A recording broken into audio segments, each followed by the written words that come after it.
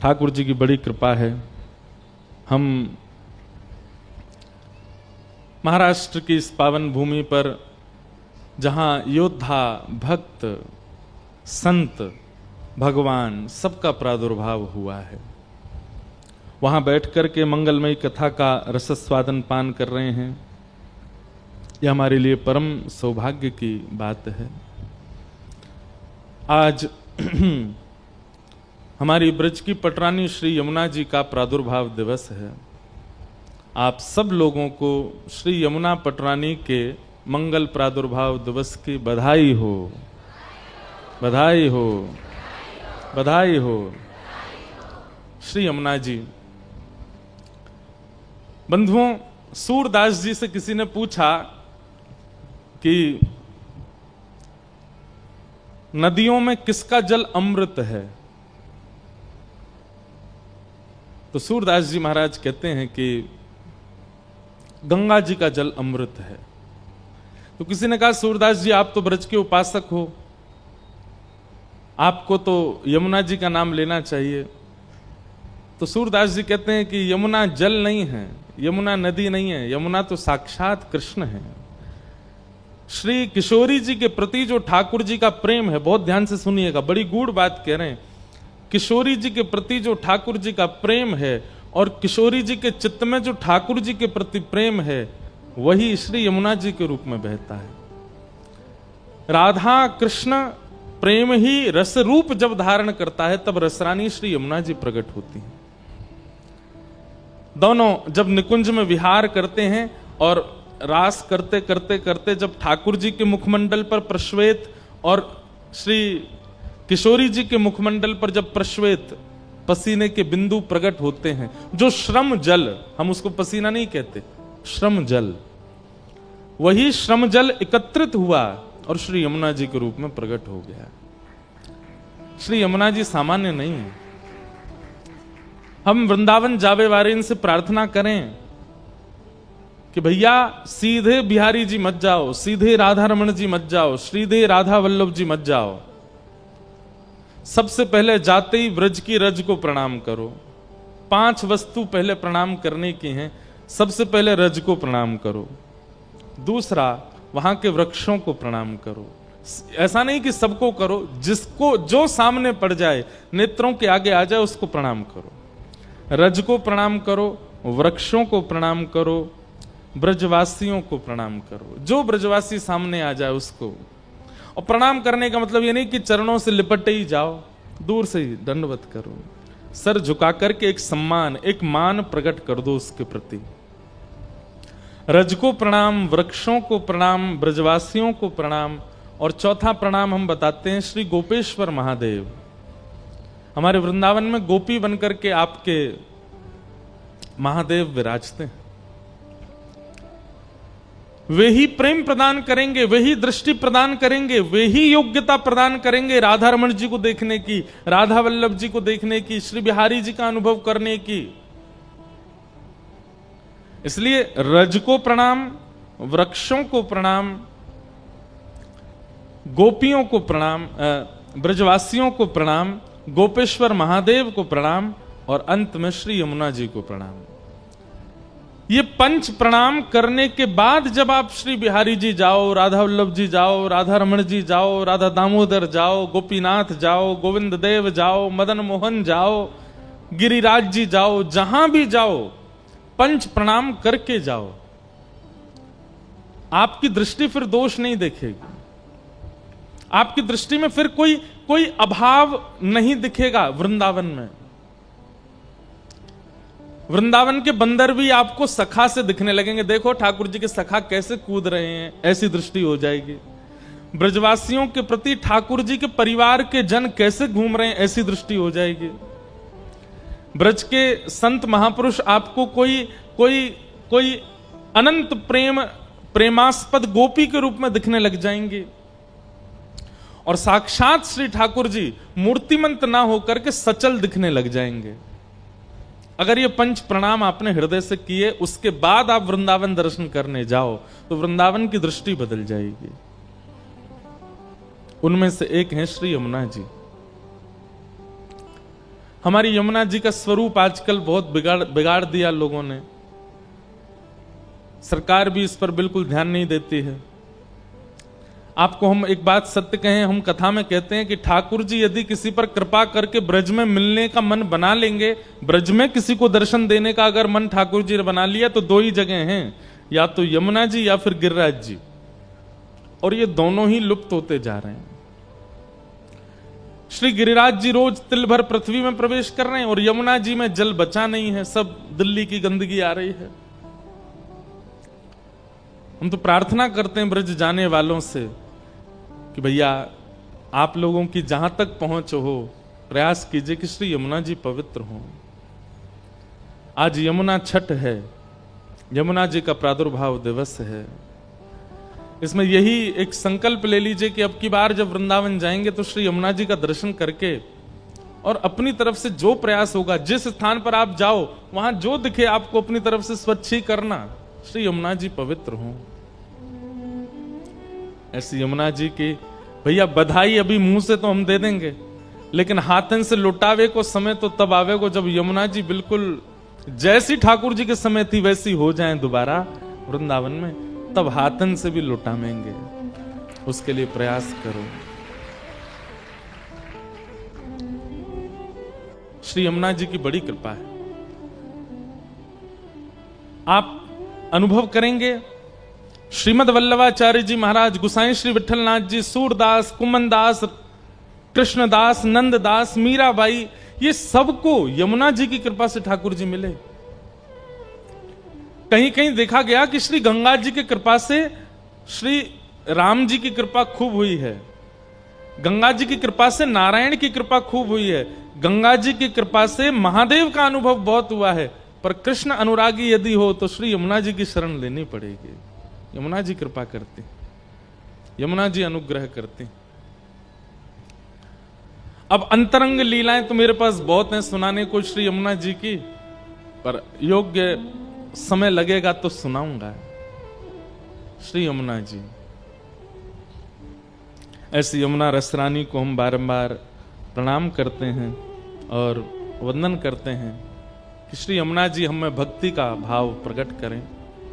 महाप्रभु श्री जगन्नाथ जी आयोजक के रूप में विराज रहे हैं, आपकी इस कथा के आयोजक हैं। ऐसे अद्भुत ठाकुर हैं। अब तो कुछ ही दिन बच्चे हैं इनकी रथ यात्रा में। भुसावल में रथ यात्रा होती है बहुत अच्छा। नहीं तो इन्हीं की निकाल दियो कथा के बाद। कथा के पहले का तो मैंने देखा बोर्ड में लिखा था कि रथ यात्रा उत्सव। वास्तव में रथ यात्रा क्यों होती है? एकमात्र ऐसे ठाकुर हैं हमारे भारत के जो अपने मंदिर से मूल स्वरूप ठाकुर जी का बाहर आता है वैष्णवों को दर्शन देने, एकमात्र श्री जगन्नाथ जी। और जितने भी ठाकुर हमारे भारत में हैं सब मंदिर के भीतर ही रहते हैं। आपको भीतर जाना पड़ेगा या फिर उनका एक चल विग्रह होगा, वो चल विग्रह आता है बाहर। मूल ठाकुर जी बाहर नहीं आते कहीं भी। एकमात्र श्री जगन्नाथ जी हैं जो अपने श्री मंदिर से निकल के आते हैं। और महाराज कोविड में सारे ठाकुर भीतर थे। जगन्नाथ जी जो बिल्कुल मानो राजशाही रूप में एकांत रथ के साथ में भ्रमण कर रहे थे। जिस कोविड में सब लोग घरों में थे तब भी जगन्नाथ जी बाहर आए थे और रथ यात्रा करके गए। कलयुग में यदि आप हमसे पूछो कि प्रत्यक्ष कृष्ण कहां हैं, वैसे तो सब जगह हैं। पंढरपुर में भी हैं, द्वारिका में भी हैं, नाथद्वार में भी हैं। वृंदावन की तो बात ही अलग है। वृंदावन में तो वो तो घर ही है ठाकुर जी का, वहां तो रहते ही हैं। पर तीर्थ धामों की यदि बात करो तो सब जगह ठाकुर जी हैं। पर आपका स्वभाव मधुर होगा, व्यवहार मधुर होगा, आपका भजन पुण्य होगा तो ही आपको अन्य क्षेत्रों में ठाकुर जी दिख सकते हैं। लेकिन आप चाहे जैसे हों, जगन्नाथ जी का यदि आप दर्शन कर रहे हो तो आप ये प्रमाणित रूप से कह दीजिएगा कि मेरे नेत्रों ने कृष्ण को देखा है। श्री कृष्ण साक्षात श्री जगन्नाथ जी के रूप में खड़े, ऐसे श्री जगन्नाथ। तो रथ यात्रा क्यों होती है? इंद्रद्युम्न राजा जिसके यहां भगवान कृपा करके प्रकट हुए। कथा तो पूर्व की बहुत बड़ी है कि इंद्रद्युम्न पर कैसे कृपा की भगवान ने। लेकिन जब भगवान जगन्नाथ बनकर के इंद्रद्युम्न के यहां प्रकट हो गए तो इंद्रद्युम्न और उनकी पत्नी का नाम था गुंडीचा। क्या नाम था? गुंडीचा। इतनी सेवा करते थे जगन्नाथ जी की, पुष्प की सेवा, प्रसाद की सेवा, वस्त्र की सेवा, सब अपने हाथों से करते। मतलब राजा अपने राज सिंहासन पर ना जाने कितने दिनों से बैठा ही नहीं है। पूरे दिन कहां रहते हैं? मंदिर में ही रहते हैं। मीराबाई कहती है ना, चाकर रहसू बाग लगासू, नित उठ दर्शन पासू, वृंदावन की कुंज गलिन में हरि की लीला गासू, श्याम मन चाकर राखो जी, हरि जी मन चाकर राखो जी। भैया एक बात प्रमाणित रूप से मान लीजिएगा कि यदि भक्ति आपके चित्त में प्रबल हो रही है, सामान्य है तो बात अलग है, लेकिन अगर वो बढ़ रही है तो जैसे जैसे भक्ति बढ़ेगी वैसे वैसे सेवा में रुचि बढ़ेगी। ठाकुर जी की सेवा में रुचि उतनी ज्यादा बढ़ती जाएगी। आज श्रृंगार ऐसा हो, आज सिंहासन ऐसा हो, आज प्रसादी ऐसी हो, आज वस्त्र ऐसे हो, आज माला ऐसी हो, इसमें दिन प्रतिदिन रुचि बढ़ने लगे। कई लोगों का कैसा होता है कि श्रृंगार से, सेवा से धीरे धीरे मन भरने लगता है। इच्छाएं अब ठीक है, अब इतना ऐसे ही बहुत है, इतना ही बहुत है, ऐसा होने लगता है। पर नहीं, दिन प्रति सेवा के प्रति और रुचि बढ़े और रोज ठाकुर जी से प्रार्थना करें, हम तो कुछ करते ही नहीं है नाथ, आप कृपा करो हम और सेवा कर सकें। ये चाकरी का भाव ठाकुर जी की सेवा में अन्य दिनों से ज्यादा बढ़ने लग जाए तो समझो कि ठाकुर जी आपकी भक्ति स्वीकार कर रहे हैं। और कहीं आलस आता है। हम अपनी बात बताएं आपको, बहुत ध्यान से सुनिएगा। कथा में हमारा मन होता है कि हर दिन हम कुछ नया कहें, हर दिन हम कुछ नई बात सुनाएं, हर बार एक ही विषय को कुछ नए तरीके से प्रस्तुत करें, और इसी चिंतन में ही लगे रहते हैं। भागवत जी हमारे लिए, श्री गिरधर लाल जी एक तो है ही हैं ठाकुर जी, भागवत जी हमारे लिए प्रत्यक्ष गिरधर लाल जी दोनों हैं। वो ठाकुर जी का स्वरूप है, ये ठाकुर जी का अक्षर स्वरूप है। यहां बैठकर के हम क्या करते हैं? आपको कथा थोड़ी सुनाते हैं, हम तो भागवत जी का श्रृंगार करते हैं। किसी किसी को भा जाता, ये माइक गिर के मोहर लगा रहा, हाँ सही कह रहे हो। श्रृंगार कर रहे हैं भागवत जी का। जैसे पुजारी श्रृंगार करता है तो पर्दा खुलते ही कई लोगों को तो ठाकुर जी इतने भा जाते हैं कि उनके नेत्रों से आंसू गिरने लगते हैं। कई लोगों को लगता है हाँ और मंदिरों की तरह ये भी ठाकुर जी में प्रणाम करो, चलो। ऐसे ही भागवत जी प्रारंभ होते ही मानो जैसे पर्दा खुला, आप सब दर्शन कर रहे हो, अब कानों से श्रवण करके दर्शन करना है। कथा सुनना बहुत कठिन काम है, सुन करके दर्शन करना ये क्रिया है। और यहां वक्ता क्या कर रहा है? भागवत जी के विषयों का श्रृंगार कर करके परोस रहा है। कई लोगों को भाता है, ऐसा भाता है कि नेत्र बंद हो जाते हैं, अश्रुपात होने लगते हैं, मन बुद्धि बिल्कुल एकाग्र हो जाती है, तन की स्थिति भूल जाते हैं। और कई लोग ऐसे होते हैं कि उनको बस ये लगता है कब समय पूरा हो जाए यहां से, ऐसा भी होता है। तो हम तो रोज श्रृंगार करते हैं और रोज भागवत जी के प्रति भाव रहता, आज कुछ नया श्रृंगार, आज कुछ नवीन श्रृंगार। चाकरी का भाव आना, प्रत्येक दिन आना, ये समझो कि आपकी सेवा ठाकुर स्वीकार कर रहे हैं। और हम तो नजर नहीं लगे हमारे भाव को, लेकिन हमको तो पता है कि ठाकुर जी हमारी भक्ति स्वीकार कर रहे हैं। कब तक करेंगे ये नहीं पता, पर अभी तो कर रहे हैं और ये करते ही रहें। और ठाकुर जी स्वीकार कर रहे हैं, इसका प्रमाण क्या है? नित्य नूतन, नित्य नवीनता। ठाकुर जी कौन है? नवनीत चौरम। कौन है? नवनीत चौरम। नवनीत किसको कहते हैं? मक्खन को।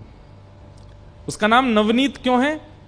रोज नया जो मक्खन है उसी को ठाकुर जी चुराते हैं, इसलिए नित्य कुछ नवीन भाव प्रकट होना, व्यास मंच से ठाकुर जी को प्रस्तुत करना ठाकुर जी का श्रृंगार है। और ठाकुर जी फिर उसको चुरा करके धर भी लेते हैं अपने पास।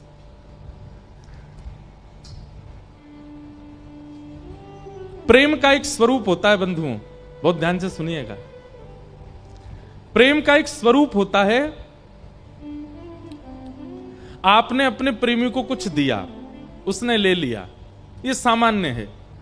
लेकिन आपकी किसी प्रिय वस्तु को बिना आपसे पूछे आपके प्रेमी ने ले लिया, तो कई बार आपको बड़ी प्रसन्नता होती है, अच्छा हमारी प्रिय वस्तु को ये ले रहा है।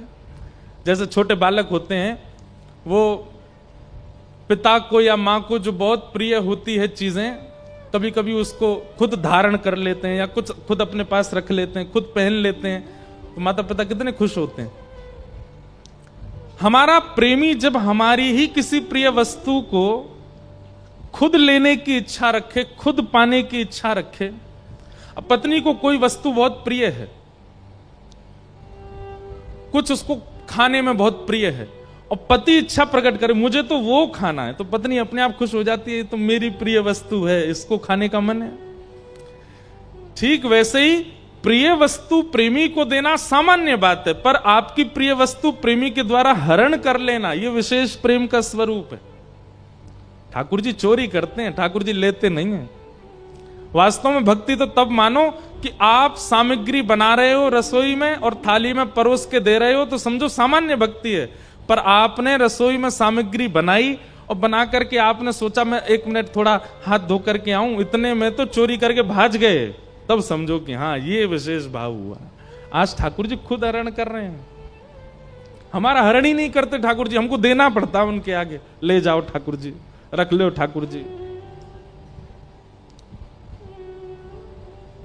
भक्ति ऐसी करो बंधुओं, सेवा ऐसी करो कि ठाकुर जी चोरी किया करें। चोरी कैसे?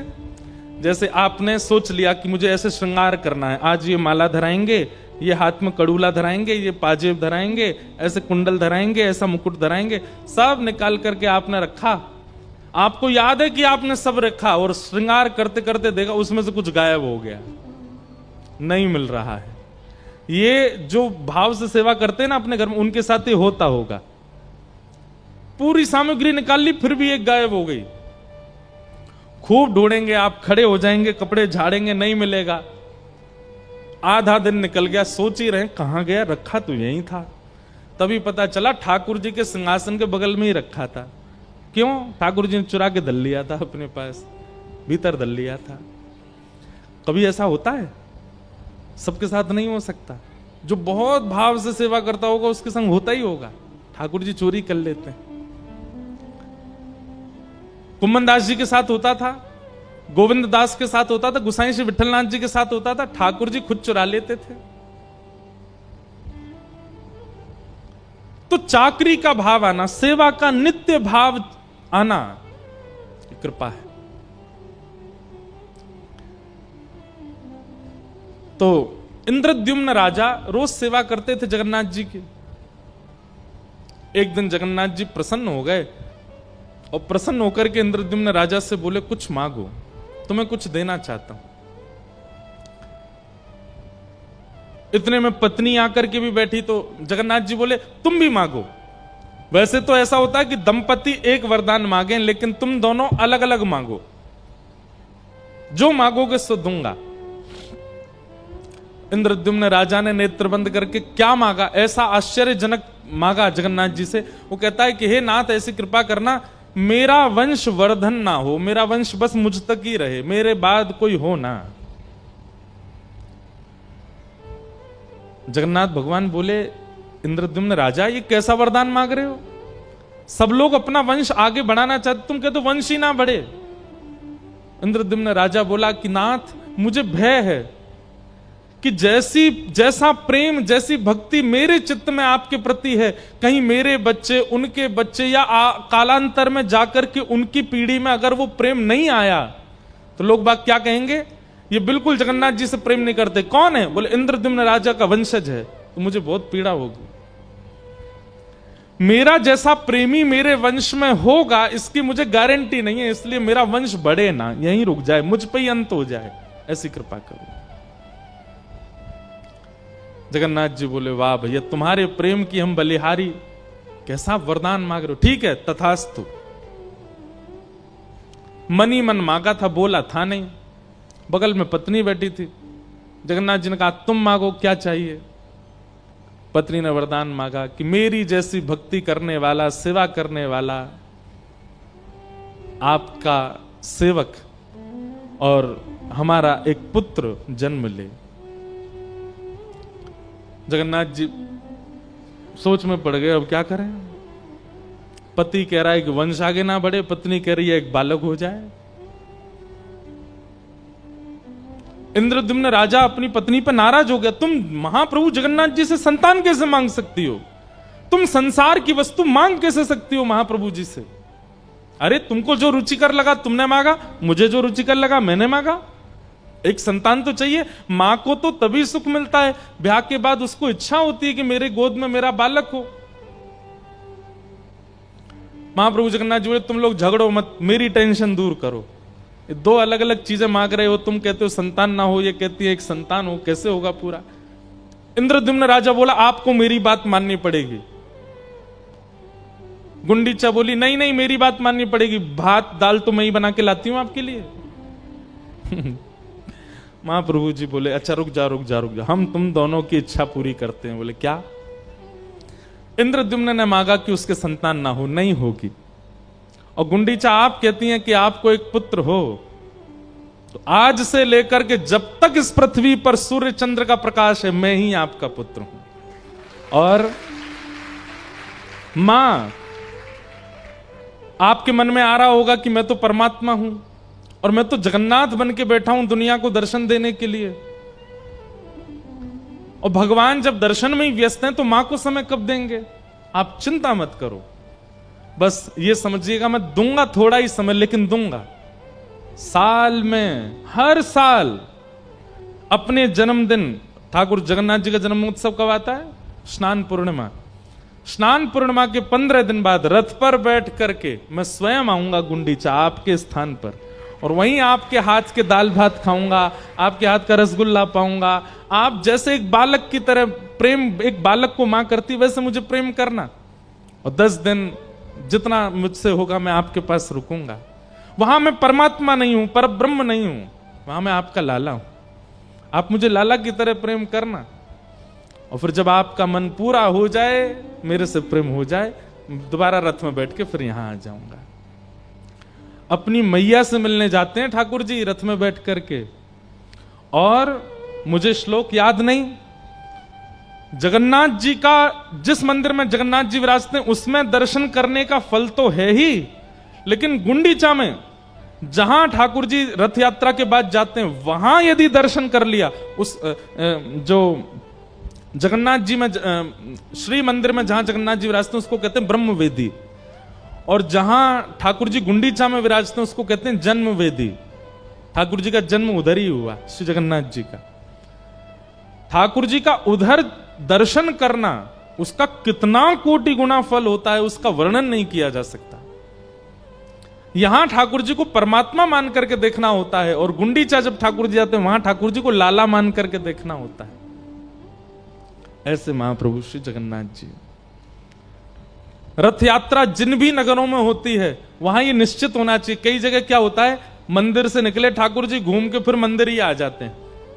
रथ यात्रा वैसी ही होनी चाहिए जिस कारण से होती है।